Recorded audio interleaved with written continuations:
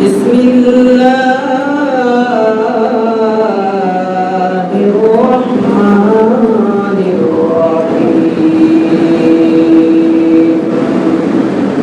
إنا أعطيناك الكوثر فصل لربك وانحر إن شانئك هو الأبتر وقال تعالى لن ينال الله لحومها ولا دماؤها ولكن يناله التقوى منكم إلى آخر الآيات صدق الله مولانا العظيم وصدق رسوله النبي الكريم ونحن على ذلك من الشاهدين والشاكرين والحمد لله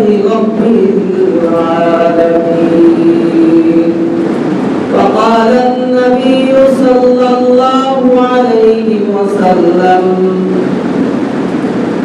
من كان له سعة ولم يطهر فلا يقربن مصلانا أو كما قال عليه الصلاة والسلام. محبوب درگاہ کبریا بلد العلا بکماله شد روشن زمین و آسمان کشفت تجا بجماله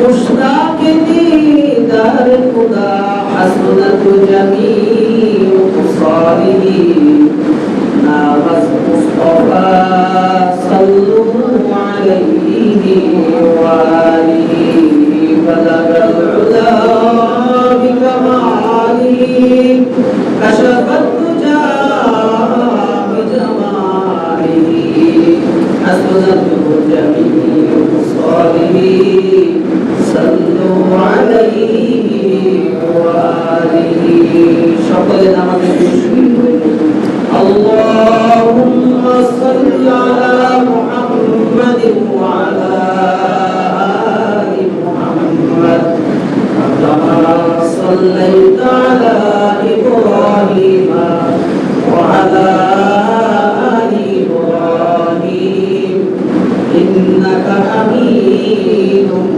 مجيد.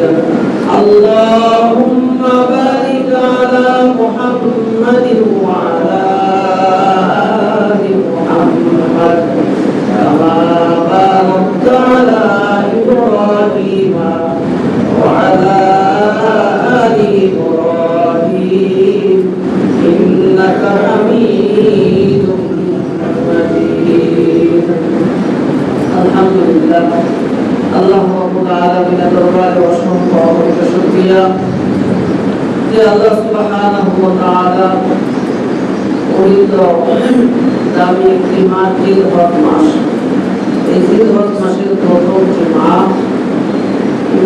জুমা আদায় করার জন্য আল্লাহ রাব্বুল ইজ্জতের মহামান্বিত পবিত্র পথ তথা মসজিদ নামক স্থানে আপনাকে এবং আমাকে দুনিয়াবি বিভিন্ন কাজ থেকে বাহির করে এই মহান আল্লাহ সুবহানাহু ওয়া তাআলা অত্যন্ত দয়া এবং মায়া করে তারপরে আগে আসবার মতন বসবার মতন তৌফিক দান করেছেন। এই জন্য মালিকের দরবারে সকলের সমস্যরে মুহাম্মদের সহিত এক আওয়াজে শুকরিয়া আদায় করে বলি আলহামদুলিল্লাহ। সামনে আমাদের কুরবানি নামক একটি বিধান আমাদের আসতেছে। আল্লাহ তাআলা পবিত্র কোরআনুল কারীমে সরাসরি রাসূলকে আদেশ করেছেন যে রাসূল আপনাকে আমি হাউজুল কাউসার দান করেছি। কোরআনুল কারীমের সবচেয়ে ছোট ঘনিষ্ঠ সূরা সূরা কাউসার হলো সবচেয়ে ছোট সূরা, এর থেকে ছোট আর কোনো সূরা নাই। এই সূরার মধ্যে আল্লাহ তাআলা আদেশ করতেছেন ইন্না আতাইনাকাল কাউসার। নবী আপনাকে আমি কি দিয়েছি? হাউজে কাউসার দিয়েছি। হাউজে কাউসার, কাউসারের অনেকগুলো অর্থ আছে। আপনি আপনার রবের জন্য কি করুন? নামাজ পড়ুন এবং আপনি আপনার রবের জন্য কুরবানি করুন। এই কুরবানি একটা বিধান আল্লাহ তাআলা। ফুকাহে কেরামরা বলেন যে সরাসরি আল্লাহ তাআলার বিধান হইলেও এটা ফরজ নয়, এটা হলো ওয়াজিব। এই যে ওয়াজিব একটা আল্লাহ তাআলার বিধান, এই আল্লাহ তাআলার বিধানটা আল্লাহ রাসূল সাল্লাল্লাহু আলাইহি ওয়াসাল্লামকে জানায় দিয়েছেন যে আপনি আপনার রবের জন্য ফাসাল্লি রাব্বিকা, আপনার রবের জন্য আপনি কি করেন? নামাজ পড়ুন এবং আপনি আপনার রবের জন্য কুরবানি করুন। এখানে সোজা একটা সোজা সাপটা কথা, রবের জন্য, রবের জন্য করতে হবে। অন্য আয়াত আল্লাহ তাআলা রাসূলকে জানায় দিয়েছে যে হে নবী আপনি বলুন ইন্না সলাতি, আমার নামাজ, ওয়া নুসুকি, আমার কুরবানি, ওয়া মাহইয়ায়া, আমার হায়াত, ওয়া মামাতি, আমার মওত লিল্লাহি রাব্বিল আলামিন, ওই প্রতিপালকের জন্য যিনি সমস্ত জগতের প্রতিপালক। এখান থেকে সোজা বোঝা যায় যে আমি আমার যা কিছু করি, নামাজ পড়েন, অন্যান্য ইবাদত করেন, আমার হায়াত বলুন আর আমার মরণ বলুন, অথবা আমার যাবতীয় যা কিছু আছে, বিশেষ করে কুরবানির কথাও বলেছে, অনুসুকি, আমার কুরবানি, এগুলো সব যেন লিল্লাহ, আল্লাহর জন্যই হয়। যখন আল্লাহর জন্য হবে তখন আল্লাহ তাআলা এর প্রতিদানও দিবেন। আর যখন আল্লাহর জন্য হবে না তখন আল্লাহ তাআলার কাছ থেকে আমরা প্রতিদানও পাবো না। সোজা কথা। এজন্য আল্লাহর জন্য হওয়া চাই। আমার সব কিছু আল্লাহর জন্য হওয়া চাই। সামনে আমাদের কুরবানি আসতেছে, এই কুরবানিটা একটা ইবাদত।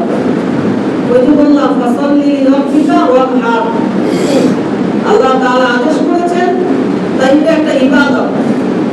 এটা আমাদের লোক দেখানোর কোনো কিছু নয়, এটা আমাদের কষ্ট খাওয়ার মুখ্য উদ্দেশ্য নয়। কষ্ট যদি নিজেরা খাই, এটা হলো আল্লাহ তাআলার পক্ষ থেকে একটা প্রতিদান। তুমি আমার জন্যই দিলা, বাকি তুমি এখান থেকে একটু উপকার হাসিল করলা।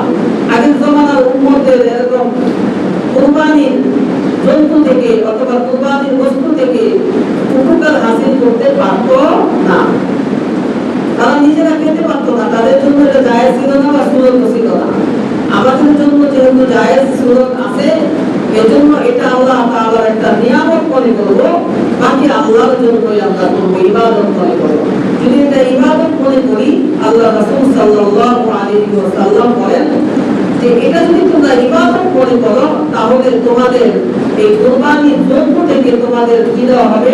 আল্লাহ তাআলা তোমাদেরকে সওয়াব দিবেন এবং প্রতিদান দিবেন। কি দিবেন? সওয়াব দিবেন এবং প্রতিদান দিবেন। হাদিসে আসছে সাহাবায়ে কেরাম রাদিয়াল্লাহু তাআলা আজমাইন আল্লাহর রাসূল সাল্লাল্লাহু আলাইহি ওয়াসাল্লামকে জিজ্ঞাসা করলেন, ইয়া রাসূলুল্লাহ, আমরা যে কুরবানি করি, আযহা করি, ঈদুল আযহা, এই যে কুরবানি করি, কুরবানি কি জিনিস?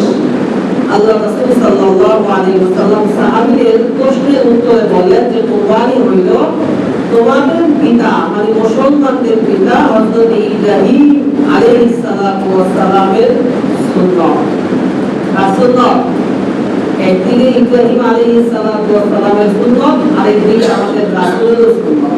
রাসূলকে হুকুম করেছেন আল্লাহ, আল্লাহ তাআলার আদেশ। একদিকে আল্লাহ তাআলার আদেশ, রাসূল সব সময় করেছেন, আরেকদিকে হযরত ইব্রাহিম আলাইহিস সালাতু ওয়াস সালামের একটা সুন্নাত। সাহাবী জিজ্ঞাসা করলেন, ইয়া রাসূলুল্লাহ, এই যে হযরত ইব্রাহিম পয়গম্বরের সুন্নাত, এই সুন্নাতটাকে যদি আমরা চিন্তা করি অথবা পালন করি, তাহলে এর দ্বারা কোনো সওয়াব আছে নাকি? আল্লাহর নবী সাল্লাল্লাহু আলাইহি ওয়াসাল্লাম ডাক দিয়ে বলেন, সাহাবীরা শুনে রাখো, যদি হযরত ইব্রাহিম পয়গম্বরের এই সুন্নাতকে যদি তোমরা চিন্তা করো অথবা সুন্নাতকে যদি তোমরা পালন করো, অর্থাৎ তোমরাও যদি কুরবানি করো, তাহলে জেনে রাখো যে ব্যক্তিটা কুরবানির পশু জবাই করবে, ওই পশুর শরীরের মধ্যে যতগুলো পশম থাকবে, প্রত্যেকটা পশমের বিনিময়ে আল্লাহ রাব্বুল আলামিন নেকি দিবেন। সুবহানাল্লাহ। অতঃপর সাহাবী জিজ্ঞেস করলেন, ইয়া রাসূলুল্লাহ,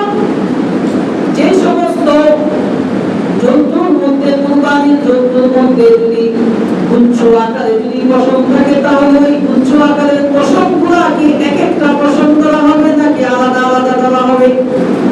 আল্লাহর রাসূল সাল্লাল্লাহু আলাইহি ওয়াসাল্লাম ডাকতে বলেন, যে সমস্ত জন্তুর শরীরের পশমগুলা গুচ্ছ আকারে থাকবে, মানে ভেড়া অথবা দুম্বা গুচ্ছ আকারে যদি এরকম থাকে, তাহলে প্রত্যেকটা গুচ্ছ এক একটা পশম নয়, বরঞ্চ প্রত্যেকটা গুচ্ছের মধ্যে যতগুলো পশম পাওয়া যাবে ওগুলো আল্লাহ তাআলার কুরবানি দাতার আমলনামায় সওয়াব হবে। সুবহানাল্লাহ। শুধু তাই নয়, আল্লাহর নবী সাল্লাল্লাহু আলাইহি ওয়াসাল্লাম ডাকতে বলেন, যদি কোনো ব্যক্তি যদি আল্লাহর জন্য কুরবানি করে, শুধু কেবলমাত্র আল্লাহ তাআলাকে খুশি রাজি খুশি করার জন্য যদি কুরবানি করে থাকে, তাহলে ওই কুরবানির বস্তুকে যখন জবাই করবে, কুরবানির জন্তুকে যখন জবাই করবে, ওই জবাইয়ের সাথে সাথে যত ফোঁটা রক্ত প্রবাহিত হবে, তত ফোঁটা পরিমাণ কুরবানি দাতার আমলনামা থেকে গুনাহগুলো মুছে যেতে থাকবে। সুবহানাল্লাহ। তো গুনাহ মাফের একটা বিশাল কারণ, সওয়াবের একটা বিশাল ভান্ডার। এই জন্য এটাকে ইবাদত করে করা, এটাকে দায় থেকে মনে না করা এবং এটাকে গোশত খাওয়ার উদ্দেশ্য না বানানো। বলতেছিলাম যে আল্লাহ তাআলা কুরবানির মাধ্যমে আল্লাহ তাআলা আমাদেরকে সওয়াব দিবেন। আল্লাহ রাসূল সাল্লাল্লাহু আলাইহি ওয়াসাল্লাম তিরমিজি শরীফের একটি হাদিসের বর্ণনা পাওয়া যায়, তিনি বলেন যে কিয়ামতের ময়দানে যে ব্যক্তিটা কুরবানি করবে, ওই কুরবানি জন্তু শিং এবং খুর, এই শিং এবং খুর এবং লোম সহকারে কাল কিয়ামতের ময়দানে তাকে উঠানো হবে, শুধু যিনি কুরবানি দিয়েছেন তার ব্যাপারে সাক্ষ্য দেওয়ার জন্য। সুবহানাল্লাহ। যারা কুরবানি করবে, ওই কুরবানির জন্তুটা আপনি যদি 10 বছর কুরবানি করে থাকেন, 10 বছরের পশুই কি হয়ে থাকবে কাল কিয়ামতের ময়দানে, তাদের শিং এবং লোম খুর এগুলা সহকারে আল্লাহ তাআলা ওই কুরবানি দাতার জন্য সাক্ষ্য হিসাবে দান করা দেওয়া হবে। সুবহানাল্লাহ। এটা একটা বড় সওয়াবের একটা সুযোগ। এজন্য কুরবানি আমরা কখনোই এটা কি করবো না, দায় থেকে মনে করবো না, এটা একটা ইবাদত, এটা আল্লাহ তাআলার হুকুম, আমাদের জাতির পিতা হযরত ইব্রাহিম পয়গম্বরের সুন্নাত, পাশাপাশি আল্লাহ তাআলার একটা আদেশ, ফাসাল্লি লিরাব্বিকা ওয়ানহার। এই কুরবানি যদি কেউ সামর্থ্য থাকা অনুযায়ী যদি কেউ না করে, কাউকে আল্লাহ তাআলা সামর্থ্য দিয়েছে কুরবানি করার জন্য, আমি একটু করে মাসালাগুলোতে যাব, সামর্থ্য কতটুকু সম্পদ থাকলে তার সামর্থ্য হবে সেই সম্পর্কে কথা বলব। যদিও কুরবানির এই সমস্ত ফজিলতগুলো শোনার পরেও তার মন সায় দিল না যে আল্লাহ তাআলার একটা হুকুম, নবী ইব্রাহিম আলাইহিস সালাতু ওয়াস সালামের একটা সুন্নাত, এবং প্রত্যেকটা পশমে পশমে সওয়াব হবে, প্রত্যেকটা রক্তের ফোঁটার বিনিময়ে বিনিময়ে কুরবানি দাতার গুনাহ মাফ হতে থাকবে। এই ধরনের সওয়াবের ভান্ডারগুলো শুনেও যদি কেউ যদি কি করে না, এরকম তার দিল যদি নরম না হয় আর ইবাদতের জন্য যদি আগ্রহ না হয়, এমন অবস্থায় সে যদি কুরবানি না করে, সামর্থ্য থাকা সত্ত্বেও কুরবানি না করে, আল্লাহ রাসূল সাল্লাল্লাহু আলাইহি ওয়াসাল্লাম ইবনে মাজাহ এবং তাবারানির হাদিসের কিতাব, এই দুইটা কিতাবের মধ্যে হাদিসটি আসছে, আল্লাহ রাসূল সাল্লাল্লাহু আলাইহি ওয়াসাল্লাম বলেন, মান ওয়াজাদা সাআতান, যে ব্যক্তি সক্ষম হইল কুরবানি দেওয়ার জন্য কিন্তু সে কি করলো না, ওয়ালাম ইউসাহি, সে ব্যক্তি কুরবানি করলো না, মানে পশু জবাই করলো না, আল্লাহ রাসূল সাল্লাল্লাহু আলাইহি ওয়াসাল্লাম সাফ বলে দিলেন, ফালা ইয়াকরাবান্না মুসাল্লানা, সে যেন ঈদের দিন ঈদের নামাজ পড়তে তোমাদের সাথে না আসে।